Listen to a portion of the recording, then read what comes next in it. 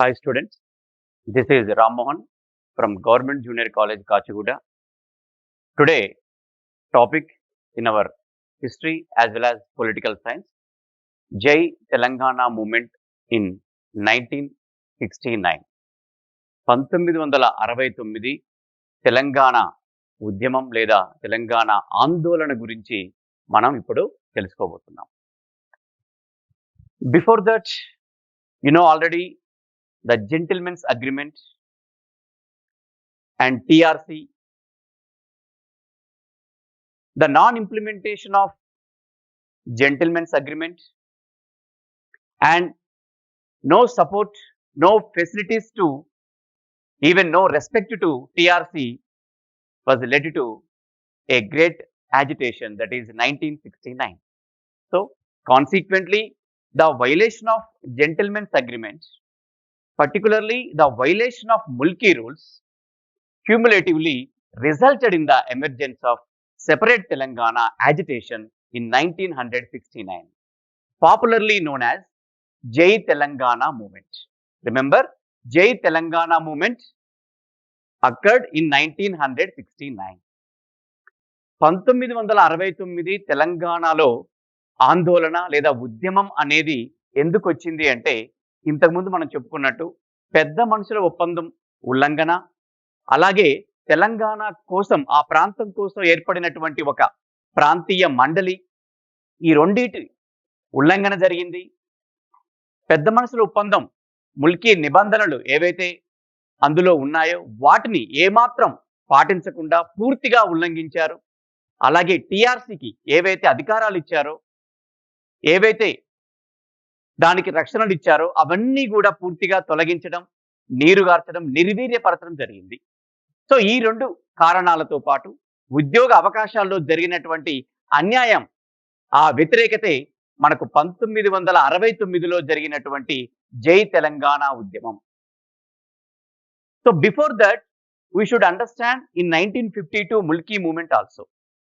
As you know, Mulki movement was occurred in Telangana, especially against the Andhra employees who dominated always, who discriminated Telangana region, language, culture and dialect also.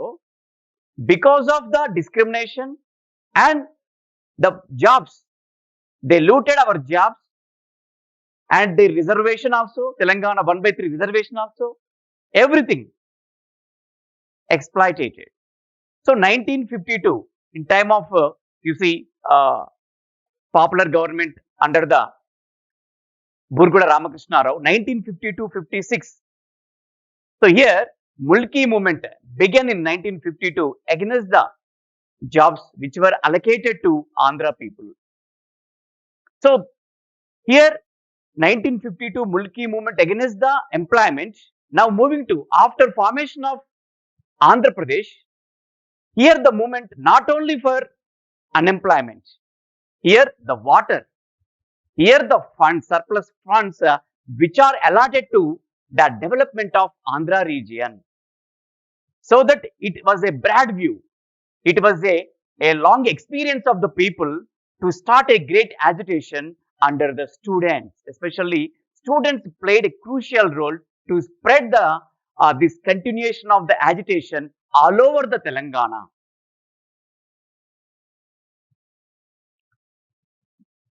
It was reported that as many as 25,000 government jobs were occupied by migrants of Andhra region. In Telangana, 25,000 government jobs were occupied by the Andhra people illegally. Understand here? Illegally. As a result, a large number of students and employees felt betrayed in view of violation of Mulki rules. So, what Mulki rules says here? The posts which are allocated for Telangana region recruit with Telangana people only. But coming into practice here, what Mulki rules guaranteed in the Gentleman's Agreement completely violated. Originally, the 1969 agitation was started in Khammam district by a student of Usmania University, Ravindranath. He declared a fast unto death for the formation of a separate state of Telangana. ఆనాటికి చూసినట్టయితే తెలంగాణ వారికి హక్కుగా లభిస్తున్నటువంటి ఉద్యోగాలు ఏవైతే ఉన్నాయో దాదాపుగా 25,000 ఉద్యోగాలని తెలంగాణ కోసం కేటాయించబడినటువంటి ఉద్యోగాలు ఆంధ్ర ఆంధ్ర నుంచి వలస వచ్చిన వారికి ఇవ్వబడినాయి. అంటే ఉద్యోగాలలో మళ్ళీ అన్యాయం జరిగింది. అలాగే ఖమ్మం కాలేజీలో మెడికల్ కాలేజీలో అడ్మిషన్ల విషయంలోను, అలాగే కొత్తగూడెంలో ఉన్నటువంటి థర్మల్ ఫ్యాక్టరీ కర్మాగారంలో ఉన్న జాబ్స్‌లోను వీటన్నిటిలో జరిగినటువంటి అన్యాయాలకు, అక్రమాలకు వ్యతిరేకంగా ఈ యొక్క జై తెలంగాణ ఉద్యమం 1969లో జరిగింది. ఏ పెద్ద మనుషుల ఒప్పందంలో అయితే ప్రత్యేక తెలంగాణ ఈ యొక్క ప్రాంతానికి ఇవ్వబడినటువంటి రక్షణలు పూర్తిగా ఉల్లంఘించబడ్డాయో, ఆ వ్యతిరేకత అలాగే ఆంధ్ర ప్రాంతం నుంచి వచ్చినటువంటి వలస ఉద్యోగులు కావచ్చు, ఉన్నత ప్రమోషన్స్‌తో వచ్చిన వాళ్ళు కావచ్చు, ఇల్లీగల్‌గా వచ్చిన వాళ్ళు కావచ్చు, వీళ్ళందరూ కూడా ఇక్కడ ఉన్నటువంటి తెలంగాణ ప్రాంత ఉద్యోగులను, ప్రజలను, వారి భాషను, సంస్కృతిని అగౌరవపరచడం జరిగింది.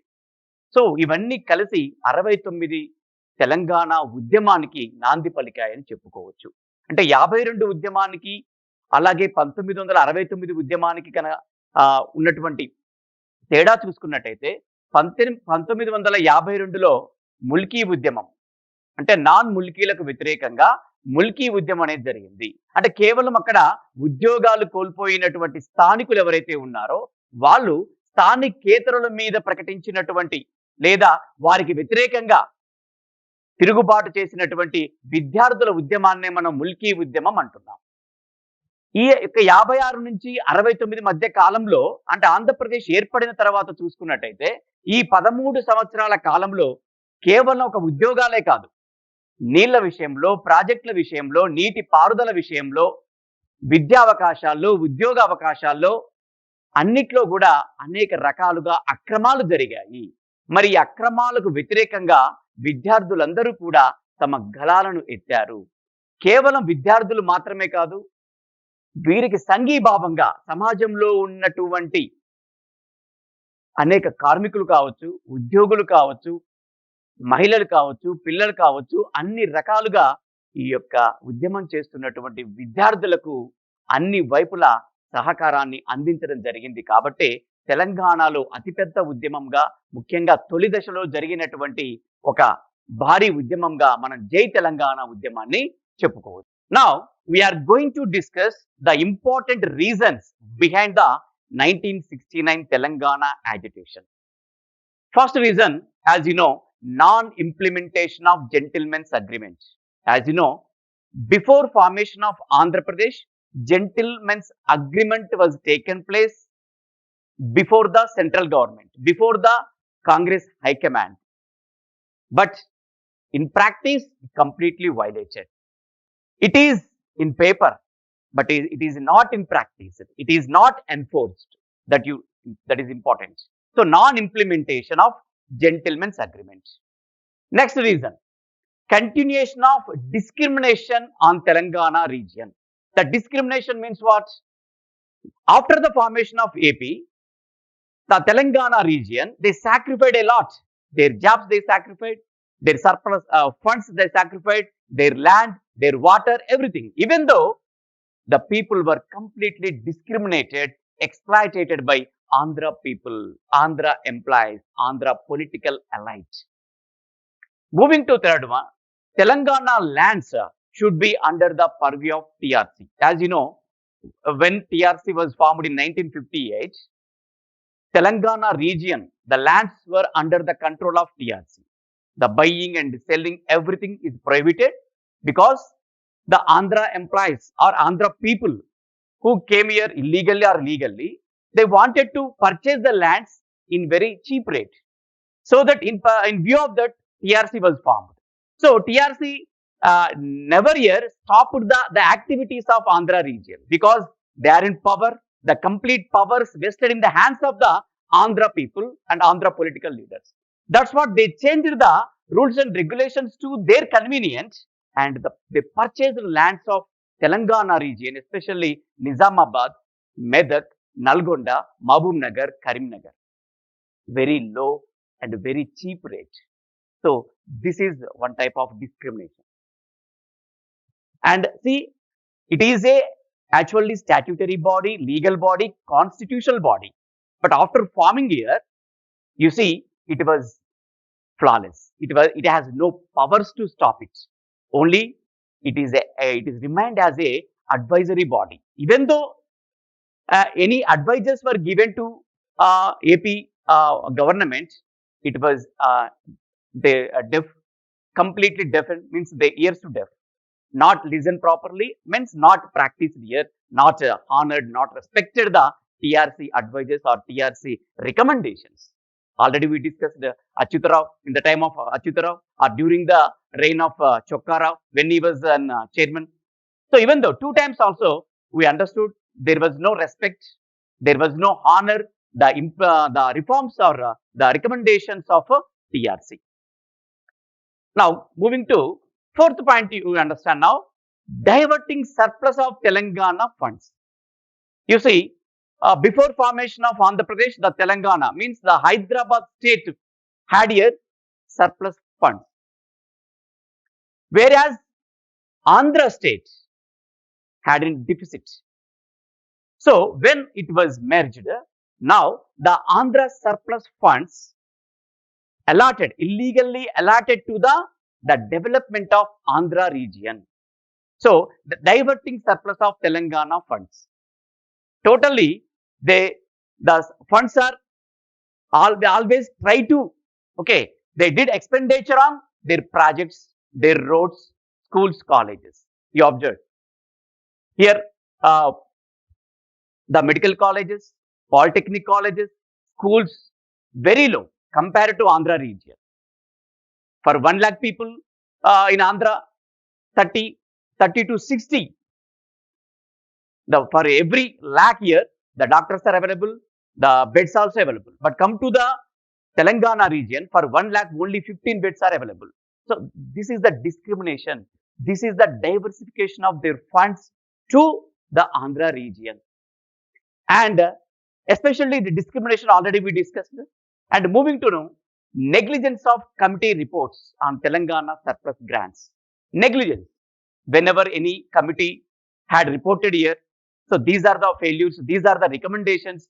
If they're forfeited, definitely it was diverted, it was completely ignored and negligence. They are showing complete negligence over any report of, okay, any committee's report. Moving to large scale of migration of Andhra people. So once here, always there are more opportunities available, jobs.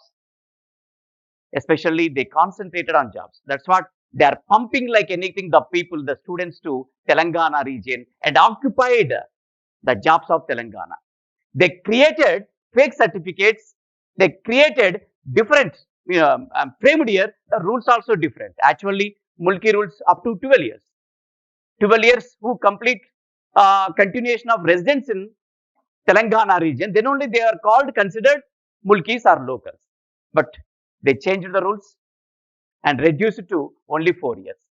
Creating fake certificates, changing the rules of Mulki. Okay, these are the large scale of migration has been taken place in Telangana region from Andhra. And creating fake certificates also. That means here, they what are the jobs allotted for Telangana people? In place of that, all Andhra students are Andhra eligible candidates are deployed here. And even in promotion also you see. So all kinds of exploitation was done completely in Telangana region after formation of Andhra Pradesh. Next, coming into political side, unimportant portfolios. As we discussed, 60-40 ratio, the proportion 60 and 40. 60% of portfolios to the Andhra region, 40% of portfolios to Telangana region. But among 5 important portfolios also, at least 2 were allocated or given to the Telangana ministers, Telangana political or Telangana MLAs. But what happened here? All portfolios which were very unimportant, that portfolios only were allotted to Telangana ministers. This is unimportant portfolio. Non implementation of gentlemen అంటే పెద్ద మనుషుల ఒప్పందాన్ని పూర్తిగా తుంగలో తొక్కారు. అది ఒక కారణంగా చెప్పుకోవచ్చు ఈ ఉద్యమానికి. తర్వాత కంటిన్యూషన్ ఆఫ్ డిస్క్రిమినేషన్ అంటే వివక్ష. అన్ని రంగాలలో అన్ని వైపులా తెలంగాణ ప్రాంతం మీద, ప్రజల మీద, సంస్కృతి మీద, వారి భాష మీద, వారి అలవాట్ల మీద, వారి ఆహారం మీద అన్ని వైపులా వాళ్ళు వివక్ష చూపారు, వారు హేళన చేశారు, అగౌరవపరిచారు. తర్వాత తెలంగాణలో ఉన్నటువంటి భూముల అమ్మకాల విషయానికి వచ్చినట్టయితే తెలంగాణ ప్రజలు అమాయకులు, అలాగే ఇక్కడ ఉన్నటువంటి అక్షరాస్యత కూడా చాలా తక్కువ. కాబట్టి ఈ భూములను చాలా చౌకగా కొనే ప్రమాదం ఉందని చెప్పేసి ఈ భూముల విషయాన్ని టీఆర్ఎస్ యొక్క ఆధీనంలోకి తేవడం జరిగింది.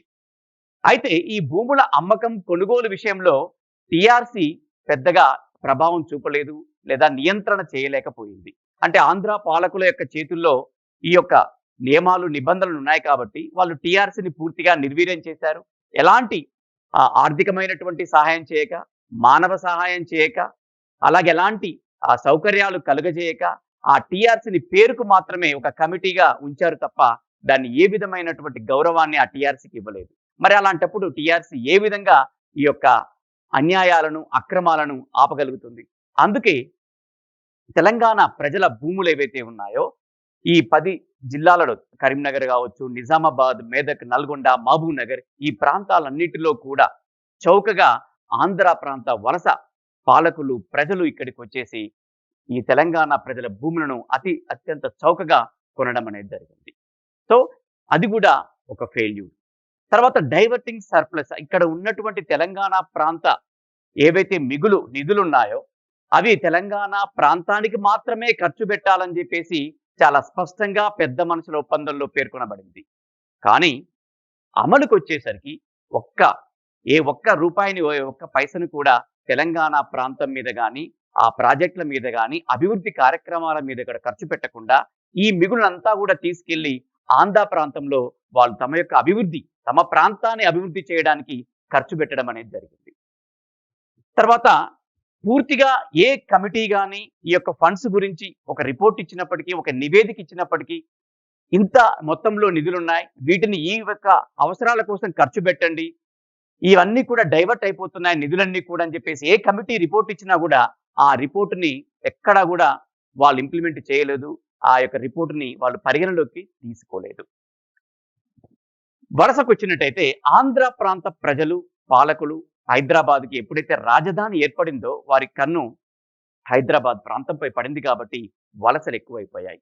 ఇక్కడ అక్రమంగా తెలంగాణ ప్రాంత ఉద్యోగాలను ఆక్రమించుకోవడానికి వారు నకిలీ పత్రాలను సృష్టించి, నకిలీ రెసిడెన్స్ సర్టిఫికేట్ను క్రియేట్ చేసి కేవలం 4 సంవత్సరాలు మాత్రమే నిబంధన మార్చేసి పూర్తిగా తమకు లాభం చేకూరే విధంగా వారు ఈ విధమైనటువంటి ప్రయత్నాలు చేసి అన్యాయంగా, అక్రమంగా తెలంగాణ ప్రాంత ప్రజల ఉద్యోగాలను లాక్కెళ్లారు. అంటే ఈ విధంగా వాళ్ళు అక్రమంగా రావటం, అక్రమంగా ఉద్యోగాలు పొందటం, అక్రమంగా ప్రమోషన్లు పొందటం, అన్నిట్లో కూడా అక్రమాలు జరిగాయి. సో ఆంధ్ర ప్రాంతం నుంచి వచ్చిన వారికి పెద్దపీట వేయడం, వారికి ఉద్యోగాలు ఇవ్వడం, వారికి ఉన్నత పదవులు అలంకరించడం, ఇవన్నీ కూడా కామన్. ముఖ్యంగా తెలంగాణ ప్రాంత ప్రజలు ఈ ఉద్యోగాలకు అనర్హులు, వారికి ఈ యొక్క క్వాలిఫికేషన్ అర్హతలు లేవు అనే నెపంతో అందరినీ కూడా తెలంగాణ వారిని కాదని ఆంధ్ర ప్రాంతం వారికి పెద్దపీట వేయడం, ఉద్యోగాలలో ఎక్కువ అవకాశాలు ఇవ్వడం అనేది జరిగింది. రాజకీయ విషయానికి వచ్చినట్టయితే ఏవైతే అప్రాధాన్యత కలిగినటువంటి మంత్రుల పోస్టులు ఉంటాయో, మంత్రుల శాఖలు ఉంటాయో వాటిని మాత్రమే తెలంగాణ ప్రాంత మంత్రులకు ఇవ్వడం అనేది జరిగింది. అంటే 60-40 రేషియో నిష్పత్తిలో మనకు ఈ యొక్క తెలంగాణ ప్రాంతానికి 40, ఆంధ్ర ప్రాంతానికి 60% మంత్రుల శాఖల్ని కేటాయించాల్సి ఉంటుంది పెద్ద మనుషుల ఒప్పందం ప్రకారం. కానీ అమలుకు వచ్చేసరికి ఈ యొక్క 40%లో కూడా అతి ప్రాధాన్యత లేనటువంటి, అతి తక్కువ ఉన్నటువంటి ప్రాధాన్యత కలిగినటువంటి శాఖలు, అంటే అన్ని కూడా ప్రతి పదవి కూడా, మంత్రి పదవి కూడా ప్రాధాన్యత కలిగింది. కానీ 5 ప్రాధాన్యత కలిగిన ఎక్కువ ఉంటాయి. అందులో అట్లీస్ట్ 2 ఇవ్వాలని చెప్పేసి పెద్ద మనుషుల ఒప్పందం చెప్తుంది. అంటే ఏ ఒక్కటి కూడా ఇవ్వలేదు. అప్రాధాన్యత కలిగినటువంటి మంత్రుల శాఖలను మాత్రమే తెలంగాణ కేటాయించి ఈ విధంగా వాళ్ళు వివక్షను చూపడం అనేది జరిగింది. So in this background protest movement started at Usmania University against appointment of Andhra in Telangana post. So in this situation, so far we have discussed the background of 1969 Jai Telangana movement or Telangana agitation. So in this background, first who started here? Usmania University students. They started especially against appointment of Andhra people in Telangana jobs. And within no time, it was spreaded all over Telangana region. అతి తక్కువ కాలంలోనే ఈ యొక్క తెలంగాణ జై తెలంగాణ ఉద్యమం అనేది అన్ని ప్రాంతాలకు విస్తరించింది, వ్యాపించింది. ముఖ్యంగా చెప్పుకోవాల్సింది KTPS, Kothagudem thermal power project ఏదైతే ఉందో, KTPS appointed many Andhra people. It was located in Khammam district. In this, almost 1,400 employees were there. Among 1,400 employees, only 200 employees were belonged to Telangana region. Remaining 1,200 Andhra region.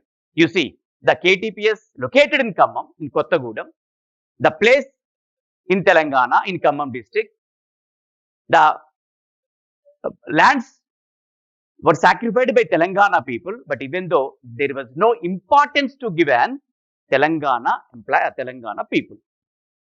This is a KTPS situation. Whereas Khammam, in Khammam Medical College in Khammam, but the seats were allocated or recruited or given to Andhra people, Andhra students. So due to this situation, you see, on 9th January 1969, a student named Ravindranath started indefinite strike at Palvancha in Khammam district. The first person who started the indefinite strike against the Andhra government, that is on 9th January. Port Krishnamurthy, another person also started same indefinite strike also, but first person in all the books given here only Ravindranath on 9th January. Soon all sections of people joined the movement. Immediately, each and when Usmania students started the fight, agitation against the government, against the government policies, immediately it was spreaded. Among them, the first person who started here indefinite strike, Ravindranath. And soon after, the movement was spreaded all over Telangana. So ఇప్పటి వరకు మనం నేపథ్యం 69 జై తెలంగాణ ఉద్యమం యొక్క నేపథ్యం గురించి తెలుసుకున్నాం. ఇప్పుడు ఈ ఉద్యమం ఎలా వ్యాపించిందో చూద్దాం.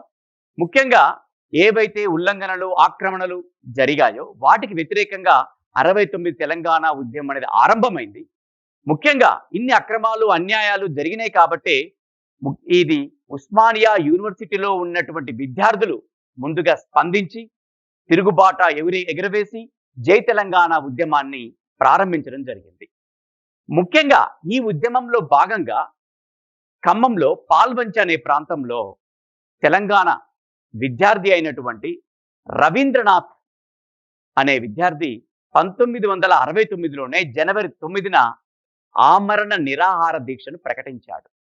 ప్రకటించిన వెంటనే ఈ ఉద్యమం అనేది ఇంకా తీవ్రమైపోయింది. Within no time it was spreaded. Telangana అంతటా వ్యాపించింది.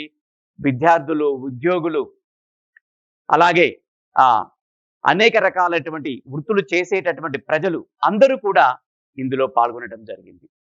సో ముఖ్యంగా కొత్తగూడెం కర్మాగారం ఏదైతే ఉందో ఆ కర్మాగారం ఉన్నది తెలంగాణలో, భూములు ఇచ్చింది తెలంగాణలో, త్యాగాలు చేసింది తెలంగాణ ప్రజలు, కానీ ఉద్యోగాలు మాత్రం ఆంధ్ర వారికి ఇచ్చారు.